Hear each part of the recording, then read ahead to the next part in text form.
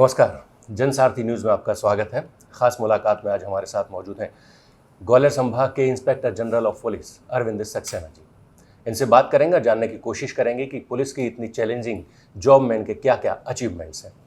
अरविंद सक्सेना जी, बहुत बहुत स्वागत है आपका। Thank you very much. Saxena ji, सबसे पहले मैं ये जानना चाहूँगा, कोई व्यक्ति जब युवा अवस्था में आता है तो उसके बड़े सपने होते हैं, इंजीनियर बनना, डॉक्टर बनना या कोई और दूसरा जॉब वो पसंद करता है। आपने पुलिस का जॉब ही क्यों चुना? इसके पीछे क्या कारण थे? देखिए, जो मेरे फादर थे उन्होंने पुलिस विभाग की सेवाएं दी और मैंने जो डाइवर्सिटी है इस जॉब की उसको ऑब्ज़र्व किया कि वो कितने समर्पण के साथ समाज के कई वर्गों की सेवा कर पाते थे। तो ये हमेशा विषय मेरे दिमाग में रहा कि मैं भी इन सेवाओं में जा सकता हूँ और बेटर परफॉर्म कर सकता हूँ। और इस कारण से एक नैसर्गिक रूप से, नेचुरल रूप से हमने जो है इस सेवाओं में आने का फ़ैसला लिया था और विगत 34 वर्षों से लगातार मैं विभाग में जो है समर्पण भावना से कार्य कर रहा हूँ। तो पुलिस में आने के पीछे एक शायद ये कारण, बैकग्राउंड का कारण भी रहा है। बैकग्राउंड का कारण निश्चित रूप से रहता है, क्योंकि जब आप जिस परिवेश में पलते बढ़ते हैं तो नेचुरली अपने मदर फादर को वॉच करते हैं और उसके बाद आपको उसमें बहुत सी संभावनाएं नज़र आती हैं। निश्चित रूप से मुझे जब संभावनाएं इस प्रकार की नज़र आई और मेरा भी जो मेंटल सेटअप है कुछ इस प्रकार डिक्लाइन हुआ कि मैं पुलिसिंग ज्वाइन कर सकता हूं, तो मैंने ग्रेजुएशन कंप्लीट करने के बाद पब्लिक सर्विस कमीशन की परीक्षाएं दी। उसके माध्यम से मैं डीएसपी के पद पे चयनित हुआ और आज आईजी ग्वालियर हूँ आपके साथ। बिल्कुल। आमतौर पर पुलिस के सामने कई चैलेंजेस रहते हैं, चुनौतियाँ बहुत ज़्यादा रहती हैं। तो ऐसे में आपको क्या लगता है, कानून की स्थिति को बनाए रखने के लिए, इस तरह के चैलेंजेस को फेस करने के लिए जो एक मोटिवेशन कहना चाहिए, वो कहाँ से आप लाते हैं? देखिए, जो जैसे जैसे नए प्रकार के अपराध हमारे समाज में प्रकाश में आते जा रहे हैं, तो हम भी देख रहे हैं कि जो कानून हैं उसी प्रकार के नए इंट्रोड्यूस किए जा रहे हैं, जिससे इस प्रकार के अपराधों को परिभाषित किया जाए और उन पे अच्छी तरीके से नकेल कसी जाए। आप देख रहे हैं कि अभी जो करंटली बीएनएस हमारा एक्ट बना, फिर बीएनएसएसएस बना, फिर भारतीय साक्ष्य अधिनियम में संशोधन हुए, तो सभी का ऑब्जेक्ट ये है कि जैसे जैसे सोसाइटी में ट्रांजिशन हुआ है, नए प्रकार के अपराध डेवलप हुए हैं, तो उसी प्रकार से कानून को भी सशक्त हम बनाएं जिससे हम सामान्य सिटीजन को न्याय दिला सकें जी। तो निश्चित रूप से चुनौतियां बड़ी हैं, क्योंकि आप देख रहे हैं कि जैसे पहले क्राइम का पैटर्न बहुत सा ये रहता था कि जो शरीर संबंधी अपराध हैं या संपत्ति संबंधी अपराध हैं वो हम लोगों के लिए प्राइम चैलेंजेस रहते थे। लेकिन आज की डेट में हम देख रहे हैं कि ऑनलाइन जो फ्रॉड्स हैं, इसके अतिरिक्त जो साइबर फ्रॉड्स हैं, साइबर क्राइम, इनकी संख्या में काफ़ी जो है इजाफा हुआ है और इनका हम उचित निदान निकालें और इनकी अच्छे डिटेक्शन करें, ये भी हमारे ऑब्जेक्ट बन गए हैं। आप देख रहे हैं कि जो आजकल एविडेंस कलेक्शन है उसमें जो हमारी नई बीएनएसएस कानून इंट्रोड्यूस किया गया है, उसमें वीडियोग्राफी जो है फरियादी के स्टेटमेंट्स की, गवाहों के स्टेटमेंट्स की, एक पर्टिकुलर टाइम लिमिट में उसको माननीय न्यायालय प्रेषित किया जाना, ये सभी नियत किया गया है जिससे कि प्रकरण बहुत ठोस स्थिति में न्यायालय के समक्ष जाए और बेहतर से बेहतर रिजल्ट निकल सके। साइबर क्राइम की जैसे आप बात कर रहे हैं, साइबर क्राइम एक बड़ा इस समय चुनौती पुलिस के सामने है। इसके लिए कितने एडवांस टेक्नोलॉजीज़ के साथ अब पुलिस आगे आ रही है, कितना एडवांस पुलिस अपने आप को कर पा रही है? इसके लिए आपने ऑब्जर्व किया होगा कि विशेषकर जो बड़े नगर हैं वहाँ पे अलग से थाने खोले गए हैं और वहाँ पे जो स्पेशलाइज्ड फोर्स है जिनको इस प्रकार के क्राइम डिटेक्शन में महारत हासिल है, उस प्रकार के हमारे स्पेशल स्किल्ड ऑफिसर्स वो अपॉइंट किए गए हैं। और इसके अतिरिक्त समय समय पर पुलिस मुख्यालय, इसके अतिरिक्त जिले स्तर पर भी इस प्रकार की वर्कशॉप्स हम जो विशेषज्ञ हैं उनके माध्यम से संचालित कराते हैं, जिसका ऑब्जेक्ट यही रहता है कि जो सामान्य विवेचक हैं, जो हमारे जिला पुलिस बल के थानों में पदस्थ हैं, उनको हम ट्रेन करके कि इस प्रकार के अपराधों में किस प्रकार से हमको एविडेंस कलेक्शन करना है और किस प्रकार से हमको अपराधी तक पहुंचना है, इस चैलेंज को हम अच्छी तरीके से प्राप्त कर सकें। तो इस विषय में निश्चित रूप से मैंने ये ऑब्ज़र्व किया कि अभी बहुत से ऐसे हमारे अधिकारी हैं जिनकी सेवाएं बहुत लंबी हो गई हैं, और जब सेवाएं आपकी बहुत लंबी हो जाती हैं तो नए एक्ट या नई जो है प्रोसीजर्स उनको क्लियर करना एक चुनौती रहती है जो ट्रेनर्स के लिए भी, लेकिन हम लोगों ने विशेष प्रयास करके उनको बताया है कि जब तक हम विभाग में हैं, आखिरी दिन तक हम सीखते हैं, इसको सीखिए और जो साइबर फ्रॉड्स हैं और साइबर क्राइम, इस पे भी अच्छी तरीके से नकेल हम डालेंगे। Learning for ever. 3 नए कानून की आपने बात की, या आपराधिक कानून जो लागू हुए हैं, इन्हें समझने में और समझाने में, पूरे डिपार्टमेंट को समझाने में कितनी क्या परेशानी या कितना इजी रहा, और इसे लागू करने के दौरान किस तरह के चैलेंजेस आम पुलिसकर्मी के साथ साथ आपको भी देखने को मिले? देखिए, ये आपको सभी को विदित है कि वर्ष 2023 में पार्लियामेंट के माध्यम से इन कानून से संबंधित बिल्स पास हो चुके थे और 1 जुलाई 2024 से बीएनएस और बीएनएसएस, इसके अलावा जो भारतीय साक्ष्य अधिनियम है, इसको नए स्वरूप में लागू किया जा चुका है। और ये हमें क्लियर था कि चुनौतियाँ आएंगी, तो इसके लिए पुलिस मुख्यालय ने व्यापक तैयारी की। पुलिस मुख्यालय स्तर से, इसके अतिरिक्त जो पुलिस ट्रेनिंग स्कूल्स हैं हमारे जोन में, उनके माध्यम से स्वयं हम लोगों ने जिला स्तर पे जो अपने प्रोसिक्यूशन ऑफिसर और पुलिस ऑफिसर की ज्वाइंट टीम बना के सब डिवीज़न लेवल पे, थाने लेवल पे सभी जगह इस प्रकार के ट्रेनिंग सेशन चलाए हैं, जिसके माध्यम से कांस्टेबल से लेके जो सीनियर पुलिस अफसर हैं उनको ट्रेन किया जा सके। और जब भी हम किसी नए कानून को लागू करते हैं या नई प्रोसीजर या प्रक्रिया को लागू करते हैं, तो जो हम स्टडी करते हैं डॉक्यूमेंट पर उस प्रोसीजर को, जब हम लागू करने जाते हैं तो हमको व्यवहारिक समस्या उनको लागू करने में आती हैं फील्ड में। तो ऐसी समस्याओं को भी हमने ऑब्जर्व किया है और उसके निदान के लिए पुलिस मुख्यालय स्तर पे और जिला मुख्यालय स्तर पर हमारी टीम्स हैं जो कि लगातार थाने लेवल पर मदद करती हैं किसी भी प्रकार की नई परेशानी आने पर, जो हम कानून अप्लाई करने जब जाते हैं। ग्वालियर चंबल संभाग आप देख रहे हैं, ग्वालियर संभाग देख रहे हैं, यहाँ पर कानून की स्थिति, जिस तरह के अपराध यहाँ देखने को मिलते हैं, क्या लगता है कितना कठिन, कितना चुनौतीपूर्ण लगता है आपको? क्योंकि एक राजनीतिक दबाव भी यहाँ देखने को आमतौर पर मिलता है। मैं आपको ये स्पष्ट करना चाहूँगा कि जो मेरी ट्रेनिंग के पश्चात जो सेवा प्रारंभ हुई थी वो एसडीओपी अम्बा के पद पे हुई थी। इसके पश्चात एसडीओपी अटेर भी मेरी पोस्टिंग हुई थी। तो चंबल संभाग का जो क्राइम पैटर्न है, मैंने अपने कैरियर की प्रिलिमिनरी स्टेज में देखा था, देख लिया, और उसके बाद अब ग्वालियर में पदस्थ हुआ हूँ।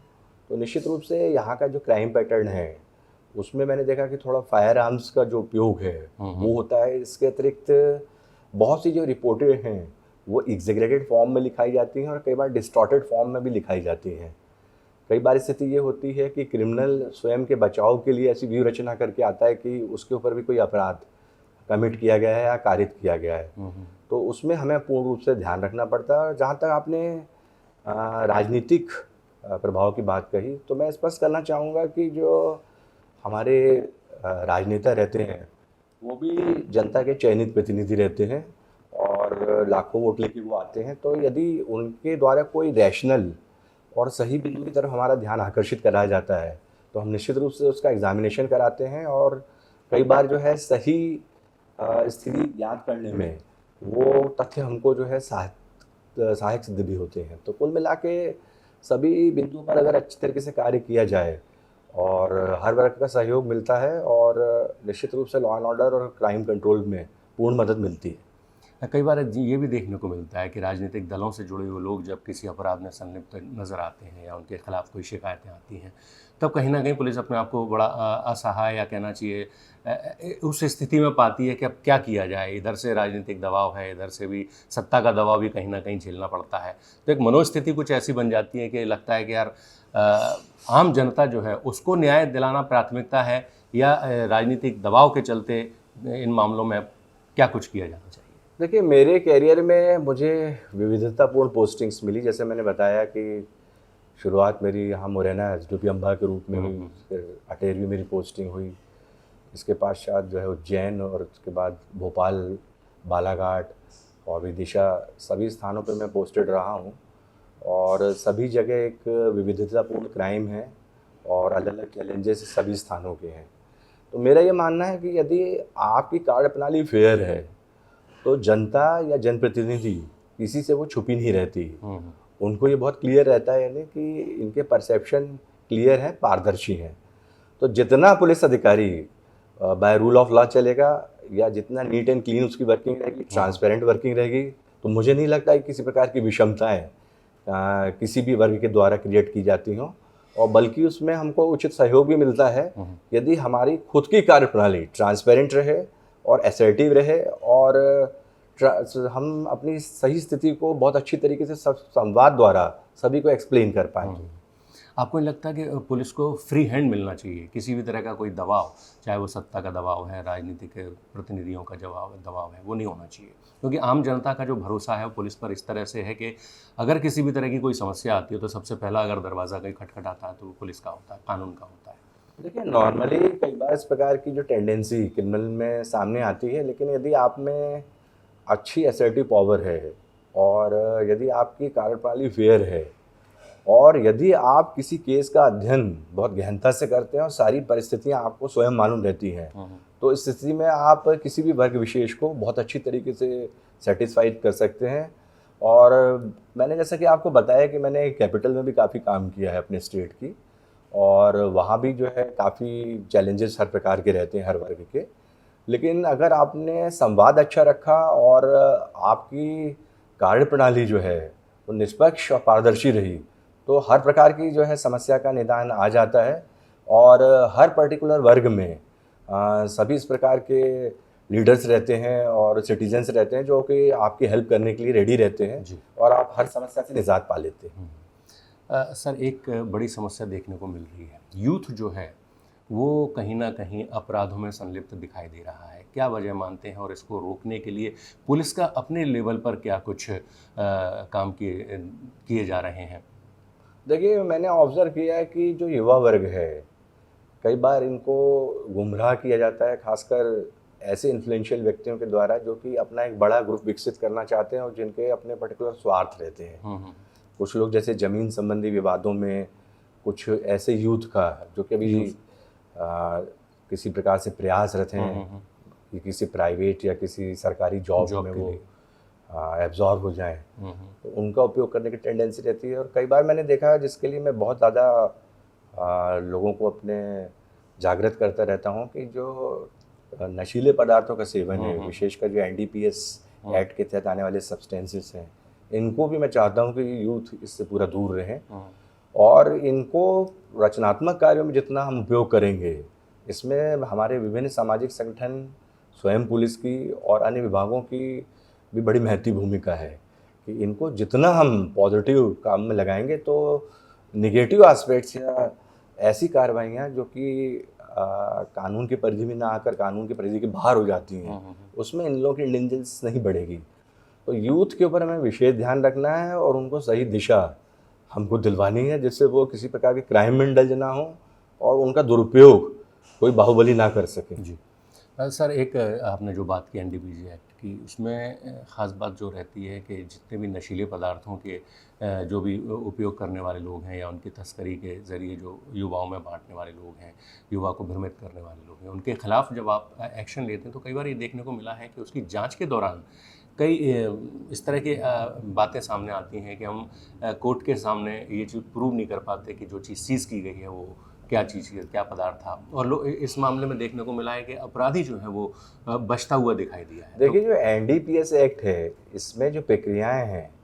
वो बड़ी इंटेंसिव हैं, बहुत गहन प्रक्रिया हैं इसकी। और NDPS एक्ट का अध्ययन प्रत्येक पुलिस अधिकारी को जो इस एक्ट के तहत सक्षम अधिकारिता रखता है कार्रवाई करने की, उसको करना चाहिए। और यदि हमने प्रक्रियाओं का अध्ययन सिलसिलेवार कर लिया और फील्ड में उसको ढंग से क्रियान्वित किया, तो हम निश्चित रूप से में सफल होते हैं सज़ा दिलाने में। और इसमें बहुत बड़े बड़े प्रोविज़न हैं, यहाँ तक कि यदि हम किसी पर्टिकुलर आरोपी के विरुद्ध माननीय न्यायालय से सज़ा कराने में सफल हो जाते हैं और ये सिद्ध करने में सफल हो जाते हैं कि उसने प्रॉपर्टी है वो इस प्रकार के क्राइम में इंडल्ज होकर अर्जित की है, तो उसको कन्फिस्केट यानी हम संप्रहरण भी उसका करा सकते हैं। तो कुल मिला के NDPS के प्रोविज़न जो हैं वो बड़े व्यापक हैं और इसका पूरा जो है अध्ययन करके इसका उपयोग हमारे अधिकारियों को करना चाहिए। इसके लिए अभी हमने जोनल स्तर पे कार्यशाला का भी संचालन किया था, जिसमें हमारे जो नारकोटिक्स कंट्रोल ब्यूरो के उच्च अधिकारी भी आए थे। मैं भी उसमें जो है सम्मिलित हुआ था और हम लोगों ने काफ़ी ऐसे केसेस को स्टडी करके उनको वहाँ बताया था कि हम किस प्रकार की गलतियाँ करते हैं और किस प्रकार से उन गलतियों को दूर करते हुए हमको एक परफेक्ट केसेस इसमें बनाना चाहिए जिसमें बेस्ट रिजल्ट्स हम प्रोड्यूस कर पाएँ। सर एक बड़ा सवाल पुलिस के फेवर का भी मैं करना चाहूँगा। स्टाफ की जो कमी है उससे शायद आप भी वाकिफ़ होंगे, जूझ रहे हैं, पुलिस डिपार्टमेंट जूझ रहा है। जो स्टाफ के लोग हैं, पुलिसकर्मी हैं, 12-12, 24-24 घंटे, 20-20 घंटे की ड्यूटी करते हैं, थक जाते हैं। ऐसी स्थिति में अपराधियों पर लगाम लगाना, अपराधों पर लगाम लगाना कितना आप चुनौतीपूर्ण मानते हैं, कितना परेशान भरा मानते हैं? देखिए, मैं इसमें स्पष्ट करना चाहूँगा कि ये जो एक प्रकार से चुनौती है, लगभग सभी ज़िले फेस कर रहे हैं और निरंतर इसमें भर्ती अभियान भी चलाया गया है। अभी भी 5,000 जो है हमारे आरक्षकों की भर्ती, वो अभी प्रक्रिया में है और कुल मिला के ये प्रयास किया जा रहा है कि इसमें जो बल है, इसको ऐसा रैशनलाइज़ किया जाए कि अधिकतम बल की जो पूर्ति है जो उसको हम करा सकें ज़िलों में। और पुलिस मुख्यालय में इस पर्टिकुलर विषय में बहुत सक्रिय हमारा और कुल मिला के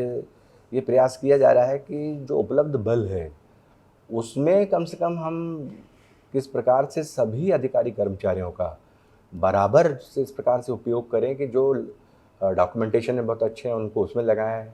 जो हमारे ऐसे पुलिस अधिकारी कर्मचारी हैं लॉ एंड ऑर्डर में बहुत अच्छे हैं उनको उस ड्यूटी में लगाया जाए। तो ये एक थाना प्रभारी पे बहुत डिपेंड करता है कि किस प्रकार से जो उपलब्ध बल है उसका जो है गुणात्मक अध्ययन करके उसका इस प्रकार से उपयोग करें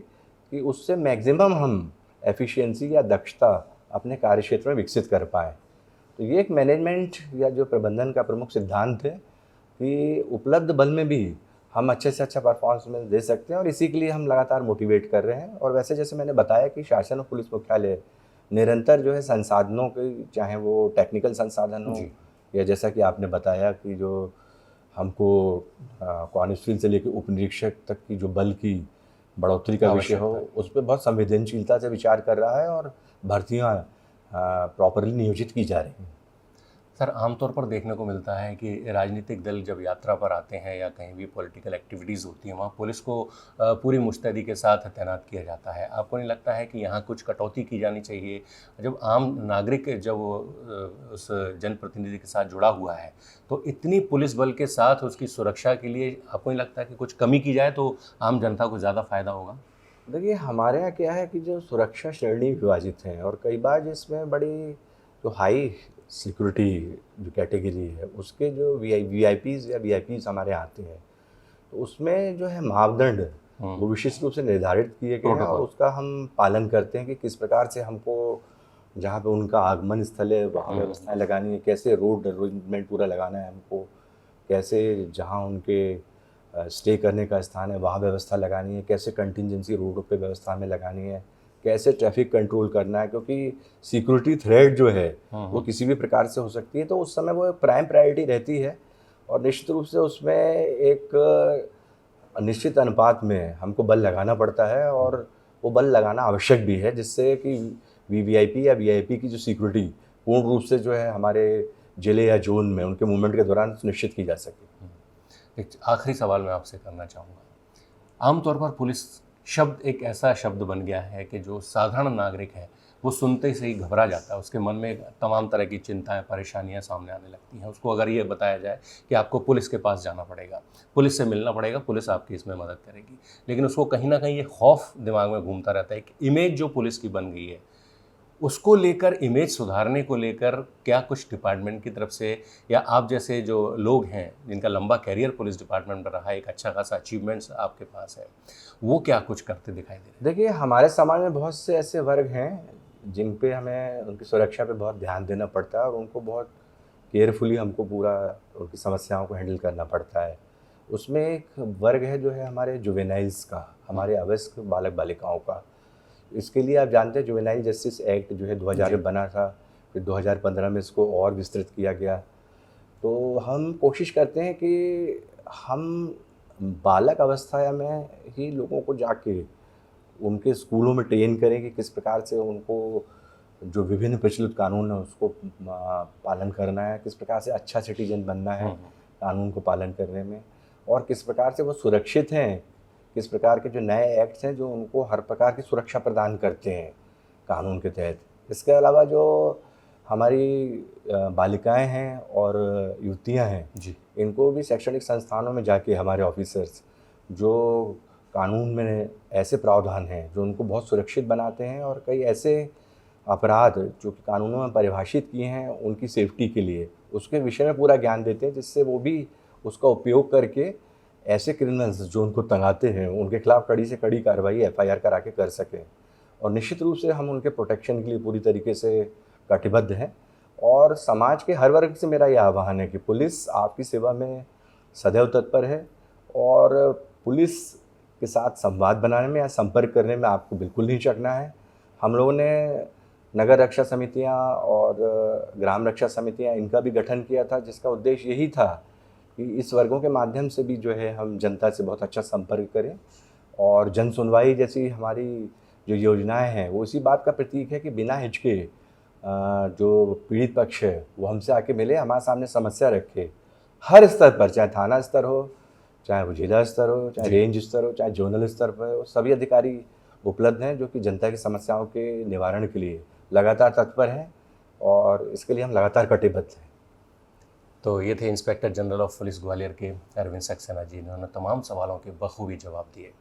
खास मुलाकात में फ़िलहाल के लिए इतना ही। नमस्कार।